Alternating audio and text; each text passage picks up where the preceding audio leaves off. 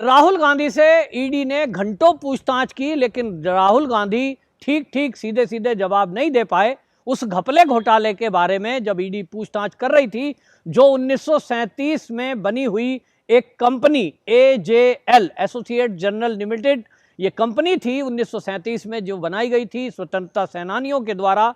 जवाहरलाल नेहरू उसके प्रमुख हुआ करते थे और ये तय हुआ था कि वो कंपनी अखबार छापेगी, जनता को खबर देगी।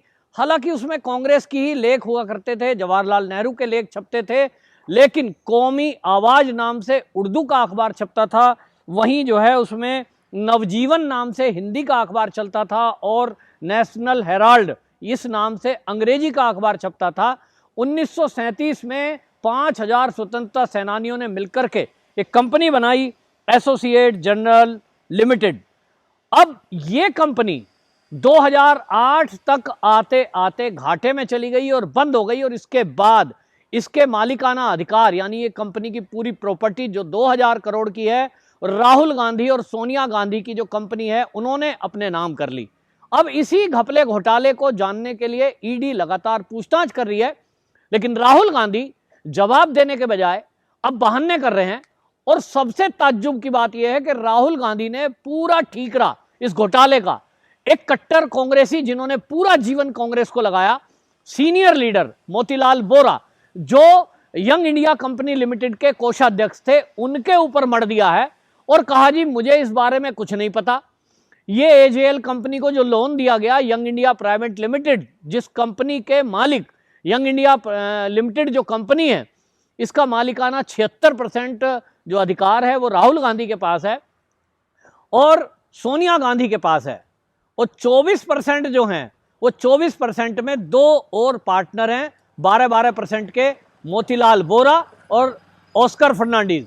और ये भी आपको बताएं, यहाँ ऑस्कर फर्नांडीज और मोतीलाल वोरा ये दोनों पुराने कट्टर कांग्रेसी हैं और अब ये दुनिया में नहीं हैं।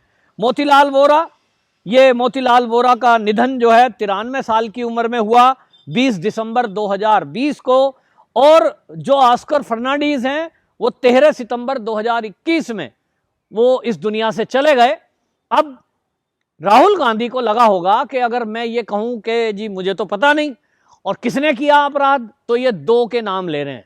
अब समझने की बात ये है, हालांकि ऑस्कर फर्नांडीज और जो ये 12% के मोतीलाल वोरा शेयर होल्डर हैं, ये केवल दोनों मिलाकर के 24% के शेयर होल्डर थे।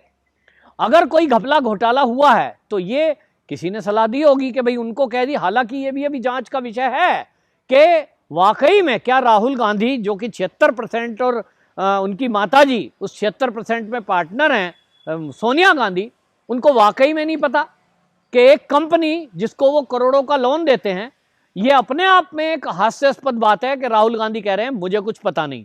अब मुझे कुछ पता नहीं तो अगली पूछताछ होगी सोनिया गांधी से, लेकिन सोनिया गांधी, हमें पता है कि जैसे ही ईडी का नोटिस मिला था उसके बाद उन्होंने कहा था कि मेरी तबीयत ठीक नहीं है और वो इलाज करा रही हैं। अब इसी बीमारी का बहाना राहुल गांधी भी बना रहे हैं, मेरी मां बीमार है कह करके ईडी की अगली सुनवाई में नहीं आ रहे हैं। जो शुक्रवार को उन्होंने कहा था, ईडी ने बुलाया था उनको, लगातार पूछताछ हो रही थी, लेकिन अब उन्होंने कह दिया साहब मैं तो जो है बता नहीं सकता हूं, मैं दोबारा आ नहीं सकता हूं, मेरी मां बीमार है। और इस करके अब ये देखना होगा कि ईडी क्या मां की बीमारी के नाम पर राहुल गांधी को छूट देगी या नहीं। लेकिन अब बात है ईडी की पूछताछ की, तो ईडी तो केवल इतना जानना चाहती है कि एसोसिएट्स जनरल लिमिटेड नाम की जो कंपनी थी, उसके 2000 करोड़ रुपए के एसेट्स राहुल गांधी और सोनिया गांधी ने अपने नाम कर लिए एक कंपनी के जरिए। तो एवज में 1 करोड़ रुपया एवज में दिया गया। अब वो जो करोड़ों रुपए दिए गए, वो भी पता लग रहा है कि कलकत्ता की एक शेल कंपनी है जिसके जरिए वो पैसा ये आया यंग इंडिया लिमिटेड में। अब ये पैसा क्यों दिया गया, ये भी ईडी की पूछताछ का हिस्सा है, लेकिन राहुल गांधी इसका भी उत्तर नहीं देते हैं। ईडी की पूछताछ में अभी तक जो बातें पता लगी हैं, जो सूत्र बता रहे हैं ईडी के, वो ये कि राहुल गांधी जी ने अभी तक सारी जांच में जो भी क्वेश्चन है उसमें ये बोल दिया है मुझे नहीं पता। ये कोई घपला घोटाला हुआ होगा, क्या लोन दिया, एसोसिएट्स जनरल की प्रॉपर्टी कैसे नाम हुई, वो घाटे में गई थी, उसको कैसे यंग इंडिया प्राइवेट लिमिटेड ने लोन दिया, क्योंकि साहब कैशियर तो मोतीलाल वोरा जी थे और दूसरे डायरेक्टर थे ऑस्कर फर्नांडीज। ये दो लोग थे, यही सारा काम देखते थे, तो इन्हीं को पता होगा और इसलिए मैं इसमें दोषी नहीं हूं। अब राहुल गांधी जी ये कहकर बच पाएंगे? क्या ईडी इन जवाबों से संतुष्ट होगी? क्या ईडी के कानून के तहत अभी ये संतुष्टि होकर के मामला ठंडे बस्ते में चला जाएगा? जो आदमी इस दुनिया में नहीं है उसको अपराधी बता दो। अब अगर अपराध सिद्ध होता है तो ये तो ईडी का काम है कि वो ये देखे कि यदि कोई इस तरह के पेपर साइन हुए हैं, यदि मान लीजिए कोई चेक पे साइन हुए हैं, यदि कोई रिसीविंग आई है, तो उसमें राहुल गांधी का कितना रोल है। और इसी बातों के जवाब ईडी को चाहिए और इसी ईडी के जवाब को देने के लिए अभी तक राहुल गांधी जी ने कोई जवाब नहीं दिया है। सोनिया गांधी जी बीमारी बताकर अभी इस जांच से दूर हैं।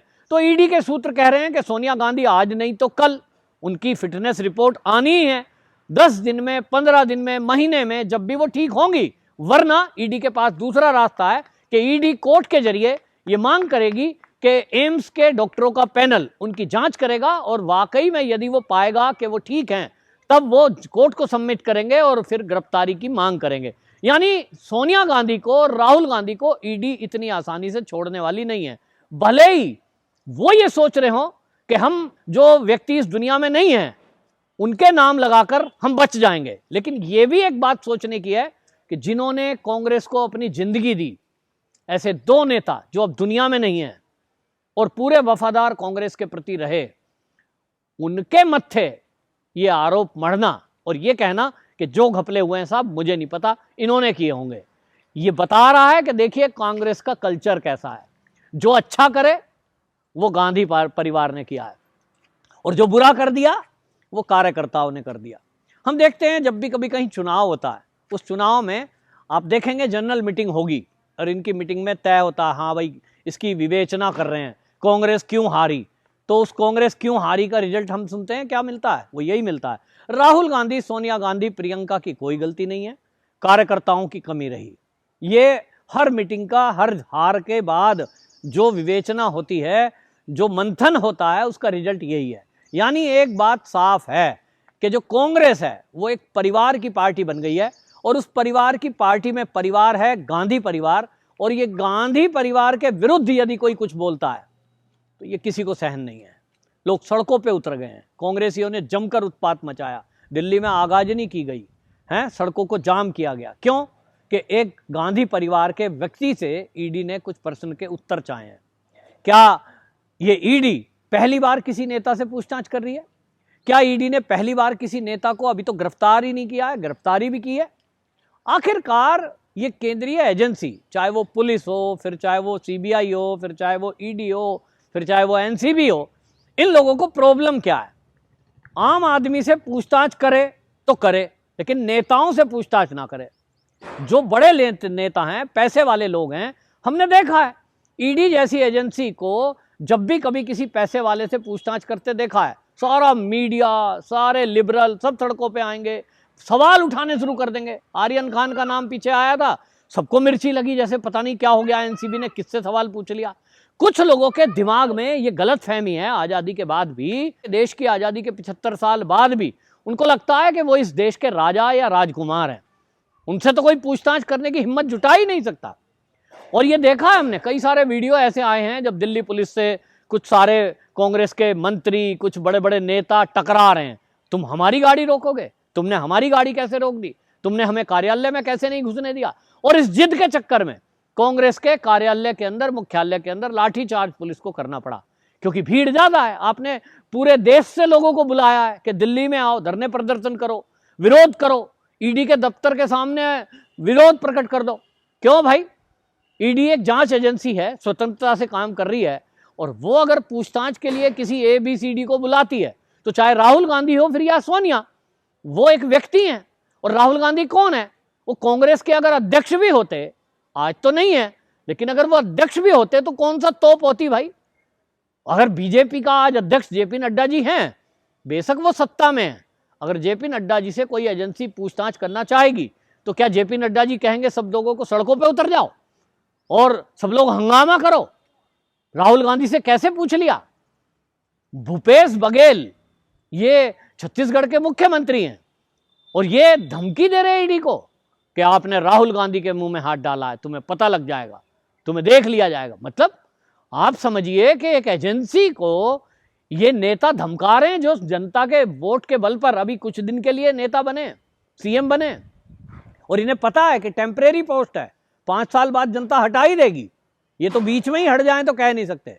बहरहाल मतलब राहुल गांधी हैं और राहुल गांधी अब सवालों के जवाब उन्होंने नहीं दिए हैं और अब ईडी के सामने पेश होने से छूट पाने के लिए मां की बीमारी का बहाना बनाया है।